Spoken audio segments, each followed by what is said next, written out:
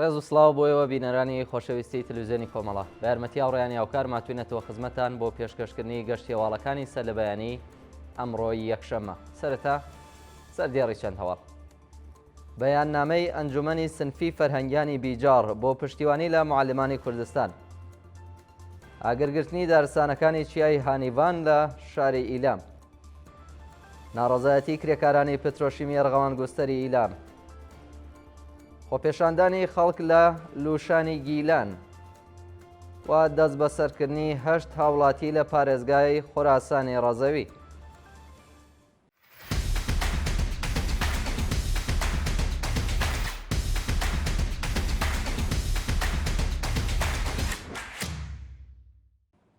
بەیاننامەی ئەنجومەنی سنفی فەرهەنگیانی بیجار بۆ پشتیوانی لە معلمانی کوردستان. ڕۆژی شەمە ڕێکەوتی هەشتی خەرمانانی 1404 هەتاوی ئەنجومەنی فەرهەنگیانی بیجار لە بەیاننامەیەکدا پشتیوانی خۆی لە معلمانی لەسەرکار دەرکراوی کوردستان ڕاگەیاندووە. لە بەیاننامەکەدا ئاماژە بەوە کراوە کە لەلایەن لێژنەی پێڕاگەیشتن لەسەر تاوانەکانی ئامۆزش و پەروەرشەوە سەپاندنی حکمی لەسەرکار دەرکردن و دوورخستنەوە بەسەر معلمانی کوردستاندا بە تەواوی نایاساییە و پێویستە دەستبەجێ هەڵبوەشێتەوە. شایانی باسیشەکە لە ڕۆژانی ڕابردوودا ژمارەیەکی زۆر لە هاوڵاتیان ڕێکخراوەی ژینگەیی و مەدەنی و هەروەها کەسایەتیە ناسراوەکانی کوردستان و ئێران دەشت بەم حکومانە ڕاوەستاون و خوازیاری هەڵوەشانەوەیان بوو.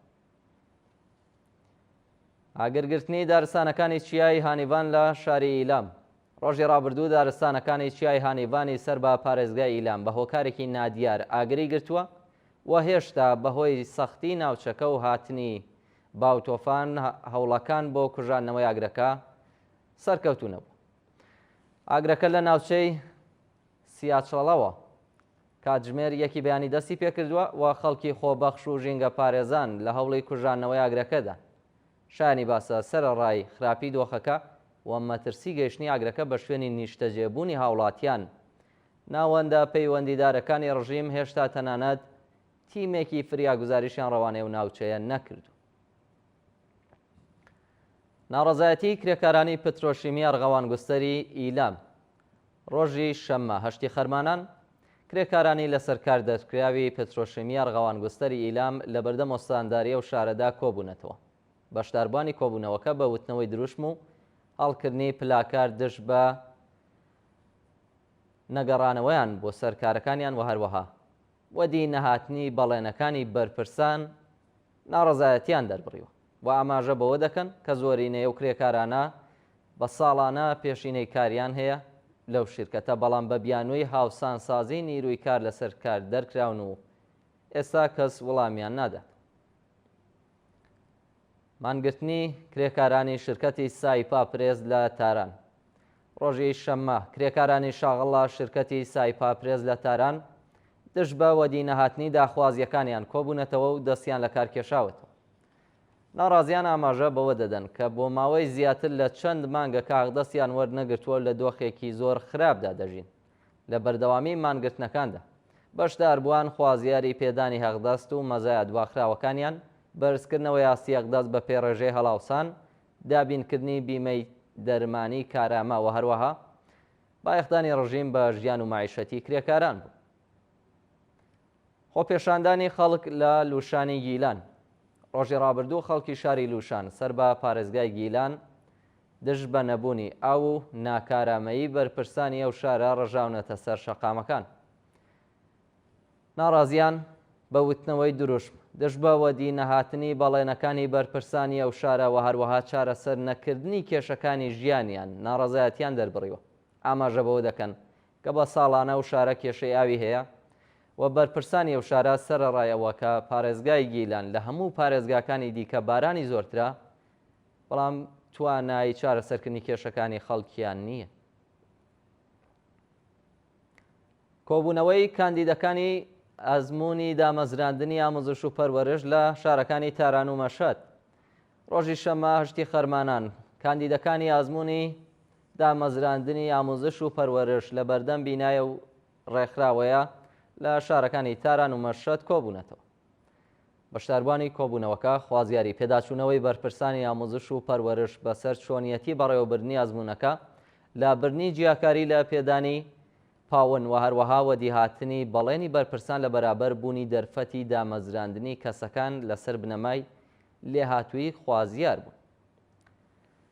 دەست بەسەرکردنی شاوڵاتی لە پارێزگای خوراسانی ڕەزەوی. لە ڕۆژانی ڕابردوودا 8 هاوڵاتی لە پارێزگای خوراسانی ڕەزەوی بە بیانووی هاوکاری لەگەڵ دام و دەستگای ئەمنی ئیسرائیل ڕفێنراون و هێشتا چارە نووسیان دیار نییە. ئەو بەندکراوانە تا کاتی داڕشتنی ئەم هەواڵە ناسناویان بە دەستمان نەگەیشتووە بە هێرشی هێزەکانی داری دڵاتی ئەو شارە بۆ سەر ماڵەکانیان و بە تۆمەتی چالاکی دژ بە بەرپرسان و شوێنە گرنگەکانی ڕژیمی کۆماری ئیسلامی لە شاری مەشەد و هاوکاری لەگەڵ حزبەکانی دژ بە کۆماری ئیسلامی دەست بەسەر کراون و سەرەڕای بە دوواداچوونی بنەماڵەکانیان سەبارەت بە شوێنی ڕاگرتنیان و دۆخی تەندروستیان هێشتا هیچ زانیاریەک لەو بارەوە لە بەردەستانی.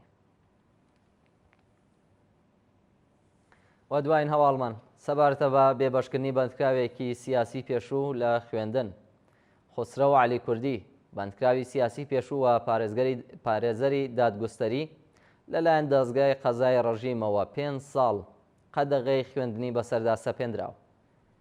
ناوراو پێشووتر لە مانگی ڕێبەندانی ساڵی 1402دا بە مەبەستی جێبەجێکردنی سزای 1 ساڵ بەندکرانەکەی ڕەوانەی بەندیخانەی وەکیلابادی ڕەشت کرابوو. پاش 1 ساڵ لەو زیندانە ئازادکرا. لە ساڵانی ڕابردوودا بارەها لەلایەن ناوەندەمنیەکانی ڕژیمەوە بە تۆمەتی تەبلیغ دژ بە ڕژیم دەست بەسەر و پاشان لەلایەن دەستگای قەزای ڕژیمەوە لە چەند دۆسیە جیاوازە حکمی زیندان دوورخستنەوە بۆ شارستانی نەهبەندان ڕێگری لە کارکردن لە پیشەکەی خۆیدا و هەروەها قەدەغەی چوونە دەرەوەی لە وڵاتی بەسەردا سەپێنراوە. بینەرانی خۆشەویست گەشتی هەواڵەکانی ئەمڕۆتان پێشکەش کرا. کات و ساتێکی خۆش بۆ هەموو لای.